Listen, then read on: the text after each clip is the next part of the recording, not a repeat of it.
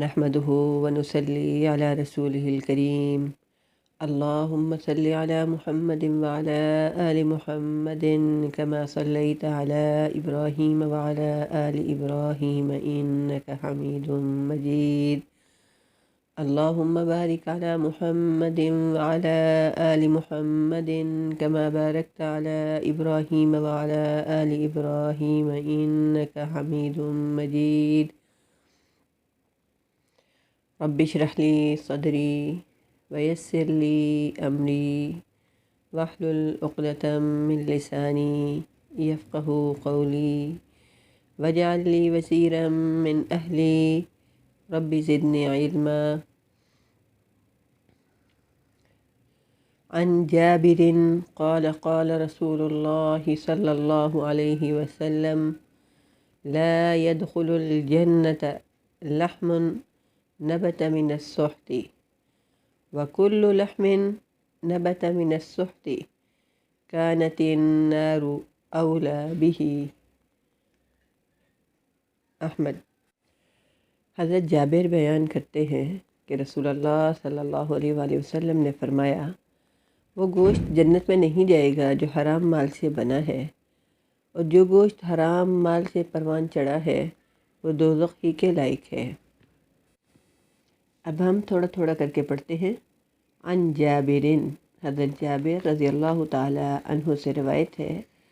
قال، وہ کہتے ہیں قال رسول اللہ صلی اللہ علیہ وسلم، رسول اللہ صلی اللہ علیہ وآلہ وسلم نے فرمایا لا يدخل الجنت، نہیں داخل ہوگا جنت میں، لحم گوشت، نبتا پرورش ہوئی اس کی، من السحت حرام مال سے، وکل لحم اور ہر گوشت، نبتا پرورش ہوئی اس کی، من السحت حرام سے، کانت النار آگ تھی، اولا بھی اس کے لیے زیادہ بہتر.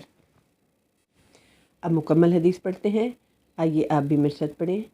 عن جابر قال قال رسول اللہ صلی اللہ علیہ وسلم لا يدخل الجنة لحم نبت من السحت وكل لحم نبت من السحت كانت النار اولا به.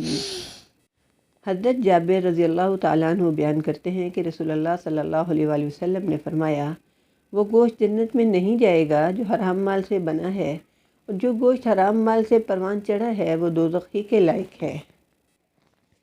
عن ابی ہریرہ رضی اللہ تعالی عنہ قال قال رسول اللہ صلی اللہ علیہ وسلم ان اللہ طیب لا يقبل الا طیبا وان اللہ امر المؤمنین بما امر به المرسلین فقال يا أيها الرسل كلوا من الطيبات واعملوا صالحا وقال الله تعالى يا أيها الذين آمنوا كلوا من طيبات ما رزقناكم ثم ذكر الرجل يطيل السفر أشعث أغير يمد يديه إلى السماء يا ربي يا ربي ومطعمه حرام ومشربه حرام وملبسه حرام وغذي بالحرام فأنا يستجاب لذلك رواہ مسلم. حضرت ابو ہریرہ سے روایت ہے کہ رسول اکرم صلی اللہ علیہ وآلہ وسلم نے ارشاد فرمایا ان اللہ طیب لا يقبل الا طیبا، بے شک اللہ پاک ہے اور وہ پاک مال ہی قبول فرماتا ہے. پھر فرمایا بلا شبہ حلال کھانے کے بارے میں اللہ جل شانہ نے پیغمبروں کو جو حکم فرمایا وہی مومنین کو حکم فرمایا ہے. چنانچہ پیغمبروں کو خطاب کرتے ہوئے فرمایا یا ایھا الرسل کلوا من الطیبات واعملوا صالحا، اے رسولو پاکیزہ چیزیں کھاؤ اور نیک کام کرو.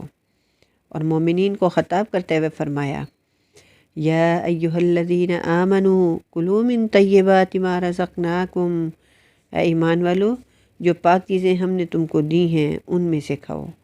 اس کے بعد نبی کریم صلی اللہ علیہ وآلہ وسلم نے ایک ایسے شخص کا ذکر فرمایا جو لمبا سفر کر رہا ہو.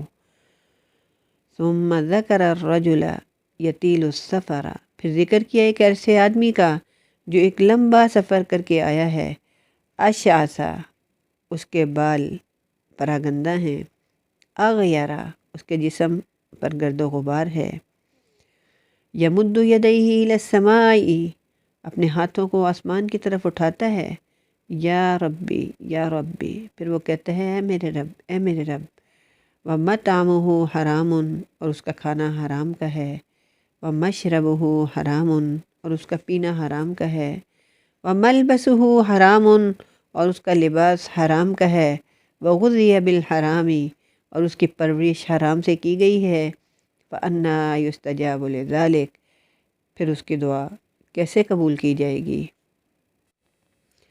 عطیہ سعدی سے مروی ہے کہ نبی کریم صلی اللہ علیہ وآلہ وسلم نے فرمایا، کوئی شخص اس وقت تک پرہیزگاروں میں شامل نہیں ہو سکتا جب تک وہ ان کاموں کو نہیں چھوڑتا جن میں کچھ حرج نہیں، تاکہ وہ حرج والے کاموں سے دور رہ سکے۔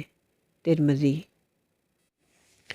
صحیح بخاری میں حضرت ابو ہریرہ سے روایت ہے کہ نبی کریم صلی اللہ علیہ وآلہ وسلم نے فرمایا، لوگوں پر ایسا زمانہ آئے گا، یہ کوئی شخص خیال نہیں کرے گا کہ اس نے جو مال حاصل کیا ہے وہ حلال ذرائع سے آیا ہے یا حرام ذرائع سے۔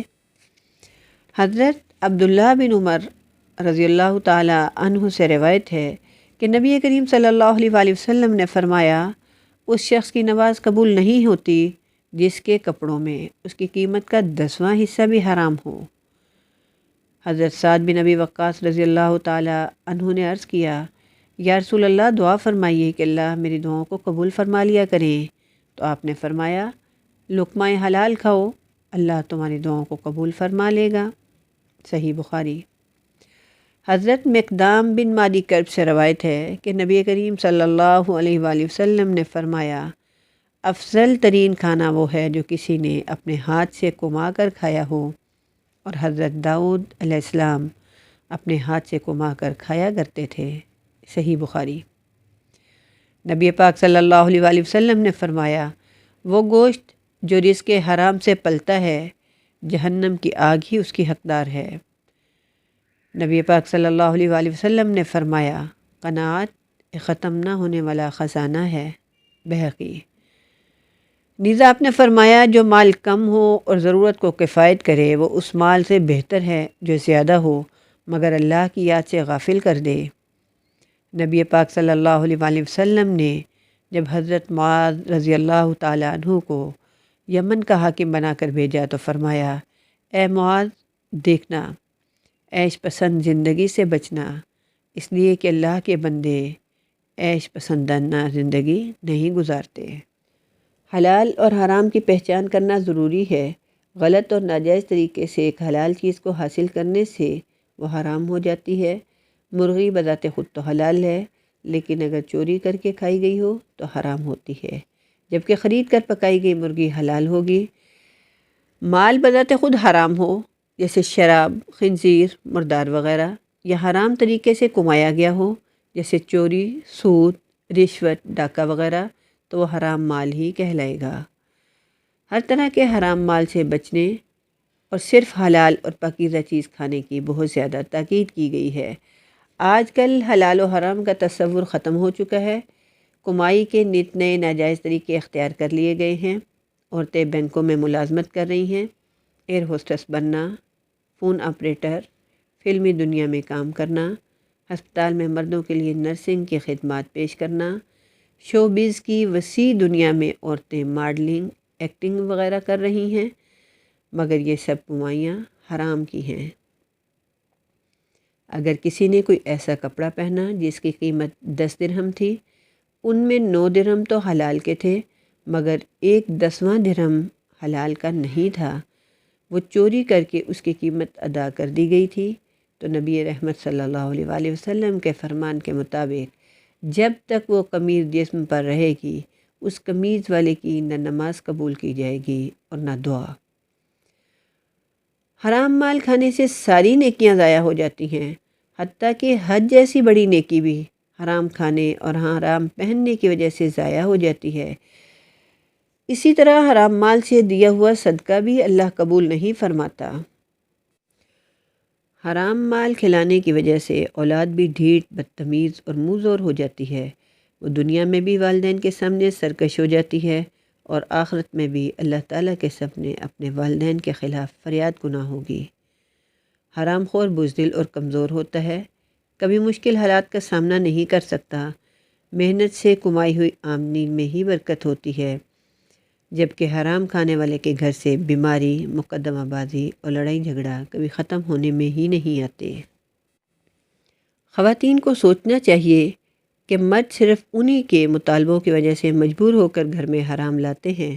اگر عورتیں یہ نیت کر لیں کہ وہ نمود و نمائش اور عیش اور فیشن پرستی کے پیچھے نہیں بھاگیں گی، بلکہ حلال کی تھوڑی آمدنی میں گھر میں تنگی ترشی سے گزارا کر لیں گی، تو مردوں کو کیا ضرورت ہے کہ اپنی جان مصیبت میں ڈال کر گھر میں حرام لے کر آئیں۔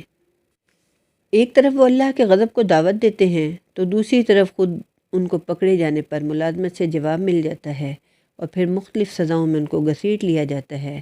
دنیا کی ذلت و رسوائی تو جو ہوتی ہے سو ہوتی ہے، لیکن آخرت کا عذاب ان کے لیے باقی رہ جاتا ہے۔ سٹیٹس کی دوڑ میں شامل ہونے کی خاطر حرام طریقے سے گھر میں آنے والا مال ایک خوشحال گھرانے کو جہنم میں بدل کر رکھ دیتا ہے۔ جہاں تک صحابہ کرام کا تعلق ہے تو ہر مشکوک چیز سے بچتے تھے۔ حضرت انس رضی اللہ تعالی عنہ لوگوں سے کہتے تھے، تم لوگ کچھ ایسے کام کر لیتے ہو جو تمہاری نگاہ میں بال برابر بھی نہیں ہیں، جبکہ نبی کریم صلی اللہ علیہ وآلہ وسلم کے دور میں ہم انہیں تباہ کن گناہوں میں شمار کرتے تھے۔ صحیح بخاری۔ حضرت ابوبکر رضی اللہ تعالی عنہ کو ان کے غلام نے اپنی کمائی لا کر دی۔ آپ نے حسب معمول اس میں سے کچھ کھا لیا۔ بعد میں وہ کہنے لگا کہ میں نے دور جاہلیت میں کہانت کی تھی، یہ اسی کا معاوضہ مجھے آج ملا ہے۔ حضرت ابوبکر رضی اللہ تعالیٰ عنہ نے سنا تو فوراً منہ میں ہاتھ ڈالا اور کھائی ہوئی چیز قے کر کے نکال دی۔ صحابہ کرام نبی پاک صلی اللہ علیہ وآلہ وسلم کے اس فرمان پر عمل کرتے تھے، اس چیز کو چھوڑ دو جس میں تمہیں شک ہو اور وہ چیز اختیار کرو جس میں تمہیں کسی قسم کا کوئی شک نہ ہو۔ ترمذی۔ اور آپ صلی اللہ علیہ وآلہ وسلم نے یہ بھی فرمایا کہ جو شخص شک والے کاموں سے بچ گیا اس نے اپنے دین اور عزت کو بچا لیا۔ صحیح بخاری۔ کیونکہ انسان شک والے کام کرتے کرتے پھر مکمل طور پر حرام میں داخل ہو جاتا ہے۔ سبق کے اختتام پر ہم اللہ تعالیٰ سے دعا کرتے ہیں، اللہ تعالیٰ ہمیں ہر ایسے کام سے بچائے جس کے ذریعے حرام کی آمدنی کا شک و شبہ بھی ہو۔ آمین یا رب العالمین۔